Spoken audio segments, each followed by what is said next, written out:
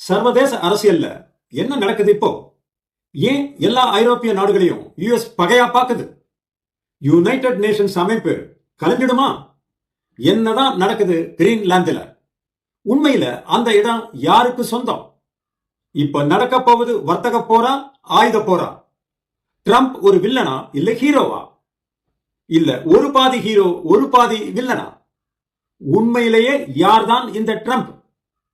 யுஎஸ்ஏவுக்கு எது தேவையோ அதை மட்டும்தான் செய்வேன், உலக அமைதியை பத்தி எனக்கு இனி கவலை இல்லைன்னு ஏன் சொல்றாரு? இறையாண்மையை விட போராண்மை தான் முக்கியம்ன்றாரு. பேசிட்டு சுட மாட்டோம், சுட்டுட்டு தான் பேசுவோன்றாரு. நான் வந்து இறங்குவேன், முடிஞ்சா தடுத்து பாரு என்று படைகளை கிரீன்லாந்துக்கு ஏற்கனவே அனுப்பிச்சிட்டாரு. ஒரே அனல் பறக்கும் பஞ்ச் டயலாக் தான். இப்பதான் வெனிசுலாவை பிடிச்சாரு, கையோட ஈரான ஒரு கை பார்த்தாரு, அடுத்ததாக கிரீன்லாந்த குறி வச்சிருக்காரு. இப்போ டோட்டல் நேட்டோ நாடுகள் அமெரிக்காவுக்கு எதிர். அதை எப்படி சமாளிக்கிறாரு? நேட்டோ நாடுகள் எழுதிய கடிதங்களை ட்ரம்ப் ஏன் வெளியே விட்டாரு? புட்டின் ஏன் சந்தோஷமா இருக்காரு? இதெல்லாம் அடுத்தடுத்து சுவாரஸ்யமாக பார்க்க போறீங்க. வாங்க கிரீன்லாந்துக்கு என்ன நடக்குதுன்னு பார்க்கலாம். லேண்ட் குளிரா இருந்தாலும் பாலிடிக்ஸ் செம்ம ஹாட் தான். ஸ்க்ரோல் பண்ணாம கடைசி வர பாருங்க. முன்னாடி படிச்சிருக்கோம் கிரீன்லாந்து வெறும் வேஸ்ட் லேண்டுன்னு. ஆனா இப்ப கதையே வேற. எல்லாருக்கும் இப்ப கிரீன்லாந்து தேவைப்படுது 3 காரணங்களால. ஒன்னு, அங்கே நிறைய கனிம வளங்கள் இருக்கு. Large deposits of rare earth elements like zinc, iron, graphite, tungsten, uranium, gold, copper and oil. முக்கியமா யுஎஸ்க்கு சீனாவை டிபெண்ட் பண்ண வேண்டாம். ரெண்டாவது, கிரீன்லாந்து சுற்றி இப்போ குளோபல் வார்மிங்னால பனிப்பாறைகள் உருகி புதிய நீர்வழிகள் கப்பல் போக உருவாகிடுச்சு. ரஷ்யாவும் சீனாவும் அவங்க வியாபாரத்திற்கு கிரீன்லாண்டை சுற்றி ஆக்கிரமிக்க தொடங்கிடுவாங்க. பிறகு மெல்ல மெல்ல கிரீன்லாந்தையே ஆட்டைய போட்டுடுவாங்க. அமெரிக்கா அதை விரும்பல. அவங்கள அண்ட விடாம அந்த வாட்டர் பேசேஜ தான் கண்ட்ரோல் செய்ய துடிக்குது. மூன்றாவதாக, யுஎஸ்இன் செக்யூரிட்டிக்கு அது ரொம்ப தேவை. ரஷ்யா சீனாவிலிருந்து யுஎஸ் மேலே ஏவுகணை தாக்க முயற்சித்தா கிரீன்லாண்டில் உள்ள ரேடார் மூலம் முன்கூட்டியே தெரிஞ்சுக்கலாம், உஷார் ஆயிடலாம். இந்த நோக்கத்திற்காக ட்ரம்ப் 3 ஆஃபர் கொடுத்தார். ஒன்னு, விலை கொடுத்து டென்மார்க்கிடம் இருந்து கிரீன்லாண்ட வாங்கிடுறேன் அப்படின்னாரு. 2, அங்குள்ள வெறும் 55,000 பாப்புலேஷனுக்கு பணம் கொடுக்கிறேன்னாரு. 3, அங்குள்ள மக்களை டென்மார்க்கிலிருந்து விலகி யுஎஸோட இணைய சொல்றாரு. இங்கதான் சிக்கல் ஆரம்பம். டென்மார்க் அதை விட்டு கொடுப்பதாக இல்ல, கிரீன்லாந்தும் நாங்க டென்மார்க்கோட தான் இருப்போம் என்று கிளர்ச்சி செய்யறாங்க. வெறும் 55,000 பேரே மக்கள் தொகை கொண்ட ஊர் உதாசீனப்படுத்தியதால ட்ரம்ப் கடுப்பாயிட்டாரு. போர் தொடுக்கவும் தயாராயிட்டாரு. அதுக்கப்புறம் தான் இன்னொரு ட்விஸ்ட். நேட்டோ நாடுகள் எல்லாம் ஒன்னா சேர்ந்துட்டாங்க, போர்க்கொடி தூக்கிட்டாங்க. நீங்க சிரியா, வெனிசுவேலா, ஈரான் போன்ற நாடுகளை அட்டாக் பண்ணும் பொழுது நாங்க உங்களோட தான் இருந்தோம். ஆனா இப்போ நீங்க சேம் சைடு கோல் போடுவதை நாங்க வேடிக்கை பார்க்க முடியாது, இதை நீங்க கைவிடணும் அப்படின்னாங்க. ஐரோப்பாவிலேயே கொஞ்சம் பலமான ஜெர்மனி, பிரான்ஸ், யூகே நாடுகள் தனித்தனியா யுஎஸ் கன்வின்ஸ் பண்ண பார்த்தாங்க. ட்ரம்ப் கிட்ட எப்பவும் டிராமா எல்லாம் கிடையாது. எனக்கு வேணும்னா வேணும் தான். ட்ரம்ப்புக்கு பேச்சுவார்த்தையில நம்பிக்கை கிடையாது. டைரக்டா ஆக்ஷன்ல தான் இறங்குவாரு. ட்ரம்பின் ஒரே டிமாண்ட், எல்லா நேட்டோ நாடுகளும் அமெரிக்காவை ஆதரிச்சு கிரீன்லாந்த வாங்கி கொடுத்துடணும் என்பதுதான். நேட்டோக்காக அமெரிக்கா எவ்வளவோ செஞ்சிருக்க, இப்போ நேட்டோ தான் அதுக்கு கைமாறு செய்யணும் என்பது அவருடைய வாதம். ட்ரம்ப் கேட்கிறாரு, கிரீன்லாந்து டென்மார்க் தான் சொந்தம்னு ஏதாவது பத்திரம் இருக்கா? 500 ஆண்டுகளுக்கு முன்னாடி அவங்க தாத்தா கிரீன்லாண்டில் என்ன செஞ்சாங்களோ அதைத்தான் இப்ப நான் செய்ய போறேன். நான் வந்து இறங்குவேன், முடிஞ்சா கருத்து பாரு என்று படைகளை கிரீன்லாந்துக்கு ஏற்கனவே அனுப்பிட்டார். Brutal military power. ட்ரம்பை டீல் பண்ண உலக நாடுகள் எல்லாருமே சிக்கி திணறிக்கிட்டு இருக்காங்க. இந்த நாடுகள் தனித்தனியாக ட்ரம்புக்கு பிரைவேட் மெசேஜ் அனுப்பினாங்க. அதெல்லாம் அவர் கால் தூசுக்கு கூட மதிக்கல. மேலும் அந்த ரகசிய மெசேஜ் எல்லாம் கசிய விட்டு அவங்கள அவமானப்படுத்தினாரு. இப்படித்தான் பிரெஞ்சு அதிபர் மேக்ரோன், நண்பரே, சிரியா விஷயத்துல நாங்க உங்களோட இருந்தோம், ஈரான்ல கூட நாம ஒன்னா இருந்து பல கிரேட் திங்ஸ் செய்யலாம், ஆனா இந்த கிரீன்லாந்து நடவடிக்கை தான் ஒன்னும் புரிய மாட்டேங்குது. நான் வேணும்னா G7 மாநாட்டை கூட்டுட்டுமா? நீங்க, நானு, உக்ரைன், டேனிஷ் எல்லாரும் உட்கார்ந்து பேசலாமா? முக்கியமா பாரிஸ்ல அப்புறம் நம்ம டின்னர் சாப்பிடலாம். ட்ரம்ப் தனக்குள்ளேயே சிரிச்சுக்கிட்டார். நாட்டோ ஜெனரல் செக்ரட்டரி தன் பங்குக்கு, ஹாய் நண்பா, உங்க சிரியா, ஈரான், வெனிசுவேலா பணிகள் சிறப்பானது. இத என்னிடம் உள்ள மீடியாவில் நல்ல பப்ளிசிட்டி கொடுக்கிறார். கிரீன்லாந்துக்கு தீர்வு காண நான் உங்களுக்காக ஆவலோடு காத்துட்டு இருக்கேன் அப்படின்னு கெஞ்சினார். ஆனா ட்ரம்ப் மிஞ்சினார். இந்த நாடுகள் எல்லாம் மிஞ்சி மிஞ்சி போனா நமக்கு எதிரி ரஷ்யாவாகத்தான் இருக்கும். யுஎஸ் நம்ம பக்கம் இருக்கிறவரை நமக்கு கவலை இல்லைன்னு கூலா இருந்தாங்க. இப்ப அந்த நம்பிக்கையில மண்ணுதான் விழுந்துடுச்சு. இப்பவே ஆளாளுக்கு ரஷ்யா நோக்கி ரகசியமா ஓட ஆரம்பிச்சிட்டாங்க. இதுக்கெல்லாம் அசருவாரா ட்ரம்ப்? அடுத்து என்ன அதிரடி நடவடிக்கையில இறங்கினாரு தெரியுமா? எந்த நேட்டோ நாடுகள் எல்லாம் எனக்கு சப்போர்ட் பண்ணலையோ அவங்களுக்கெல்லாம் 1 பிப்ரவரியிலிருந்து 10% டாரிஃப், அப்புறம் ஜூன் மாசம் 25% டாரிஃப் என்று கலங்கடிச்சிட்டாரு. இதுக்கே ஸ்டாக் மார்க்கெட் அசைய ஆரம்பிச்சிடுச்சு. யூகே, ஜெர்மன், பிரான்ஸ் தவிர பெரிய லீடர்ஸ் நாட்டோவில் யாரும் இல்லை. இதற்கிடையில யுஎஸ் போர்ட் ஆஃப் பீஸ் புது ஈக்குவேஷன் கொண்டு வராரு, யுஎன்ஓக்கு மாற்றாக. இது எதுவுமே நாட்டோக்கு பிடிக்கல. பிரான்ஸ் அதிபரை கூப்பிட்டாரு, அவர் வர மறந்துட்டார். அதனால கோபமடைஞ்ச ட்ரம்ப் பிரான்ஸ் ஒயினுக்கு 200% டாரிஃப் விதிச்சிடுவேன்னு சிறுபிள்ளத்தனமா பயமுறுத்திக்கிட்டு இருக்கார். வெயிட், நான் ஒருத்தான் எதுக்கு இங்க பெரியவனா இருக்கேன்னு நார்வே பிரதமர், ஐயா ட்ரம்ப், நம்மை சுற்றி எவ்வளவு எதிரிகள் உனக்கு தெரியுதா? நாமெல்லாம் ஒன்னா சேர்ந்து அதை முறியடிக்கணும். கிரீன்லாந்து, காசா, உக்ரைன் இதெல்லாம் அமைதி வேணும்பா அப்படின்னு போதனை செஞ்சாரு. அவ்வளவுதான், ட்ரம்ப் எரிமலையா வெடிச்சாரு. ஏய் பெருசு, அமைதியை பத்தி நீ எனக்கு லெக்சர் கொடுக்காத. 8 நாட்டு போர்களை நிறுத்தி சமாதானம் கொண்டு வந்தவன் நான். எனக்கு பீஸ் நோபல் பரிசு கொடுக்க உனக்கு வக்கில்ல? பெருசா பேச வந்துட்டியா? கம்முனு கடை அப்படின்னு ஏறிட்டாரு. அப்பா ட்ரம்ப், என்ன திட்டாதப்பா, நோபல் பரிசு நாங்க தீர்மானம் செய்வதில்லை, அது தனி குழு என்று விளக்கம் கொடுத்தாரு நார்வே பிரதமர். இப்படி எந்த முயற்சிக்கும் இறங்கல ட்ரம்ப். நாட்டோவுக்கு 3 ஆப்ஷன் தான் இப்ப இருக்கு. ஃபர்ஸ்ட் ஆப்ஷன், ஐரோப்பிய யூனியன் ஏற்கனவே கணிசமான $8 trillion இன்வெஸ்ட்மெண்ட் அமெரிக்காவில் வச்சிருக்காங்க. Like pension fund. இதுல $2 trillion உருவி எடுத்துட்டாலே அமெரிக்க பங்கு சந்தை கீழே விழலாம்.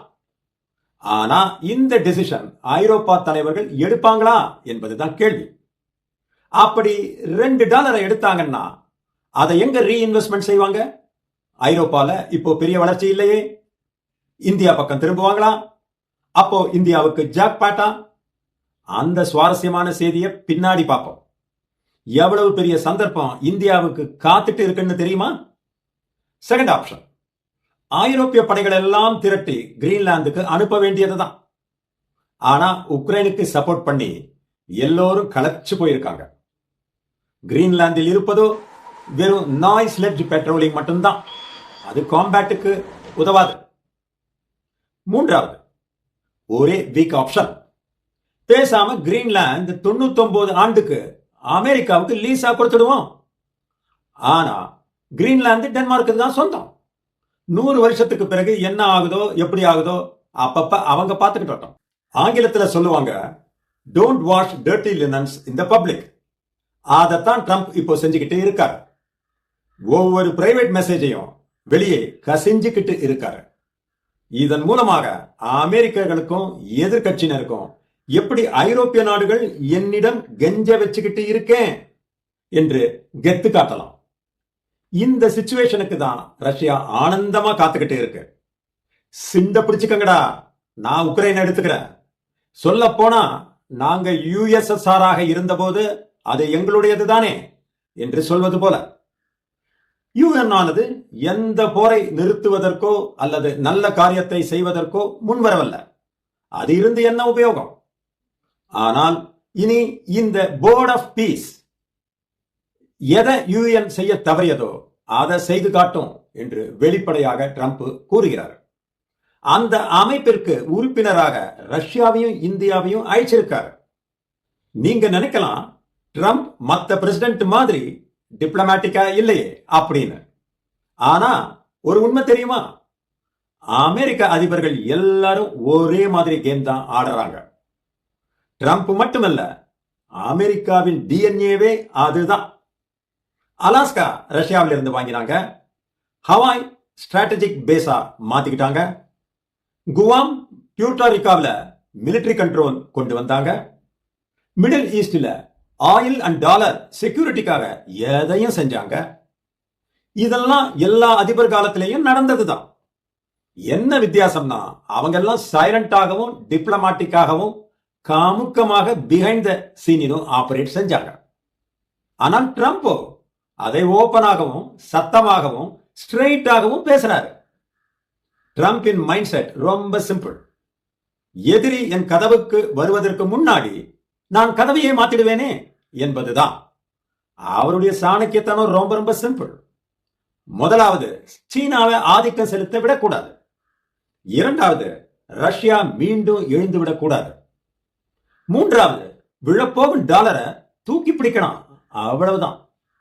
இதுக்கு ட்ரம்பின் ஆக்ஷன் பாயிண்ட் என்னன்னா, பூகோளத்தை மாத்து, கனிம வளத்தை கைப்பற்றிக்கோ, ராணுவ பலத்தை காண்பிச்சிடு. அவ்வளவேதான். இந்த விளையாட்டை முந்தைய அதிபர்கள் சரியாக விளையாடல. அவங்க இதுக்கெல்லாம் வெறும் வாயால வடை சுட்டுக்கிட்டு இருந்தாங்க. ஆனா ட்ரம்ப் ஒரு வியாபாரியாக செயல்பட்டு அமெரிக்காவுக்கு என்ன வேணும் எது வேணும் அப்படின்னு பார்த்து பார்த்து மற்றவங்களை வெற்றி செஞ்சுக்கிட்டு இருக்காரு. உதாரணத்துக்கு H1B விசாவினால அமெரிக்க மக்கள் வேலை வாய்ப்பு இழந்தாங்க. அதை டைட் பண்ணாரு. பிரிக்ஸ் வந்துட்டா டாலர் மதிப்பு போயிடுமே. பெட்ரோ டாலர் சிஸ்டத்திலிருந்து வெளியே போகும்போது நேராக வெனிசுலாவின் குரல் வளைய பிடிச்சார். இது நியாயமா, தர்மமா, நேர்மையா என்றெல்லாம் அவர் பார்க்கல. மற்ற அதிபர்களுக்கும் அமெரிக்காவை வல்லரசு ஆக்க ஆசைதான். ஆனா அவங்க கேம் சரியாக ஆடல. இவர் ஆடுவது ராஜகாலத்து கேம். சேர சோழ பாண்டியர்கள் மற்ற நாடுகளின் மீது படையெடுத்தாங்க. இப்போ மக்களாட்சி காலத்திலேயே ட்ரம்ப் அந்த காலத்து ராஜாவாக செயல்படுகிறார். அவருடைய நோக்கமெல்லாம் மேக் அமெரிக்கா கிரேட் அகைன். அமெரிக்காவின் எல்லை பாதுகாப்பாக இருக்கணும். குடிமக்கள் 9/11 போல அச்சுறுத்தல் இல்லாமல் இருக்கணும். இதுல இன்னொரு விஷயம் என்னன்னா, அந்த காலத்துல சோழ சாம்ராஜ்யத்துல படையெடுத்து அண்டை நாட்டுகளெல்லாம் பிடிச்சாங்க. அப்புறம் ஆங்கிலேயர் காலத்துல கோடு போட்டு அகண்ட பாரதத்தை சுருக்கிட்டாங்க. ஆனால் ட்ரம்போ அதுக்கு ஆப்போசிட் டைரக்ஷன்ல விரிவுபடுத்தி அகண்ட அமெரிக்காவாக மாத்த முயற்சிக்கிறார். ஒரு பீரியட்ல அமெரிக்காவும் நேட்டோ நாடுகளும் சோவியத் ரஷ்யா என்ற அகண்ட நாட்டை பின்னம் பின்னமாக ஆக்கி வெறும் ரஷ்யாவாக சுருக்கிட்டாங்க. ஆனால் சற்றும் எதிர்பார்க்காத சைனா பிரம்மாண்ட வளர்ச்சி பெற்று அமெரிக்காவையே விஞ்சி விடுமோ என்ற பயம்தான் இப்போ இருக்கு. இதுக்கு தான் ட்ரம்ப் வெஸ்டர்ன் ஹெமிஸ்பியர்ல சைனாவையும் ரஷ்யாவையும் அண்ட விடாமல் இருக்க இப்படி பல அதிரடி நடவடிக்கைகளை எடுக்கிறார். முன்பே பார்த்த மாதிரி Alaska, Hawaii, Puerto Rico, Panama, Middle East போன்ற நாடுகளை முந்தைய அதிபர்கள் தன் வசப்படுத்தி கொண்டதுதான். இப்போ ட்ரம்ப் தென் அமெரிக்காவை என்னுடைய கொல்லைப்புறம் தான் வெனிசுலாவின் ஆக்டிவ் பிரசிடென்டாக டிக்ளேர் செஞ்சார். கொஞ்ச நாளாகவே கனடாவை தன்னுடைய 51வது மாநிலமாக சொல்லிக்கிட்டு வராரு. இப்போது 52வது மாநிலமாக கிரீன்லாந்து பக்கம் பார்வையை திருப்பிட்டாரு. ட்ரம்ப் ஏதோ புதுசா பண்ணறாருன்னு நமக்கு தோணும். ஆனா உண்மை என்னன்னா அமெரிக்கா எப்பவுமே இதுதான். டிஃபரன்ஸ் என்னன்னா ஒன்லி மெத்தட், நாட் மோட்டிவ். அமெரிக்காவின் கோர் பிலீஃப், டிஎன்ஏவின் அடிப்படை mind set, if I don't control my surroundings someone else will. இதுக்கு பெயரு மன்ரோ டாக்ட்ரைன். சிம்பிளா சொன்னா இந்த ஹெமிஸ்பியர்ல நான் தான் பாஸ். யுஎஸ் எந்த காலத்திலுமே அவங்க செய்வது சரியா தவறா, நியாயமா அநியாயமா என்ற சிந்தனைக்கு போவதே இல்லை. அவங்க எதிர்காலத்துக்கு என்ன தேவையோ அதை எப்படியாவது நிறைவேற்றிப்பாங்க. யோசிச்சு பாருங்களேன், இந்த பூமியையும் தாண்டி நிலாவிலையும் கால் பதிக்க முடியும் என்ற முன்னோடியாக இருந்தவங்க தானே. யுஎஸ்க்கு எக்ஸ்பான்ஷன் ஒரு ஆக்சிடென்ட் இல்ல, அது ஹேபிட். பழைய அதிபர்கள் உங்க நிலைமை கவலையாக இருக்கு, நாம டிஸ்கஸ் பண்ணுவோம் என்று வெறும் உபச்சார வார்த்தைகளாகவும் வார்த்தை ஜாலமாகவும் இருந்தது. ஆனால் ட்ரம்போ இதான் பட்டியலு, பே ஆர் கெட் அவுட் என்று பிசினஸ் லைக்கா சொல்லிடுவார். உக்ரைன் அதிபர் ஜெலன்ஸ்கியிடம் உன் நாட்டு களிம வளத்தை என்கிட்ட கூட, நான் ரஷ்யாவிடமிருந்து உன்னை காப்பாத்துறேன், இல்லைன்னா இடத்தை காலி பண்ண என்று சாப்பாடு கூட போடாம வியாபாரி மாதிரி விரட்டியவர் தானே. இந்த ட்ரம்பின் பிடிவாத குணமும் விடா கொண்டனாக இருப்பதும் பலருக்கும் சௌகரியமாக இல்லைதான். அதனால ஐயோ ட்ரம்ப் வெறும் வேஸ்ட், அவர் ஒரே குழப்பறாரு, அவருக்கு ஒண்ணுமே தெரியல என்று கோமாளியாக எள்ளி நகையாடுறாங்க. ஆனால் அவர் செய்வதெல்லாம் தன் நாட்டு மக்களுக்காகவும் அமெரிக்காவின் பெருமைக்காகவும் தன்னுடைய நோபல் பரிசுக்காகவும் தானோ? நீங்க என்ன நினைக்கிறீங்க? கமெண்ட்ல தீர்ப்பு சொல்லுங்க. தேங்க்ஸ் ஃபார் வாட்சிங் டில் தி எண்ட். வீடியோ பிடிச்சிருந்தா லைக் போடுங்க, ஷேர் பண்ணுங்க, கருத்து இருந்தா கமெண்ட் பண்ணுங்க. Please subscribe the channel. அப்பதான் நான் போடுற எஃபர்ட் உங்களை நேரடியாக வந்து சேரும். இல்லன்னா யூடியூப் அல்காரிதம் உங்களுக்கு இந்த வீடியோவை காட்டலாம், காட்டாமலும் போகலாம். அடுத்த வீடியோ ரொம்ப சுவாரஸ்யமானது. So, please ensure the subscription to receive the next video. Ruchiram signing off.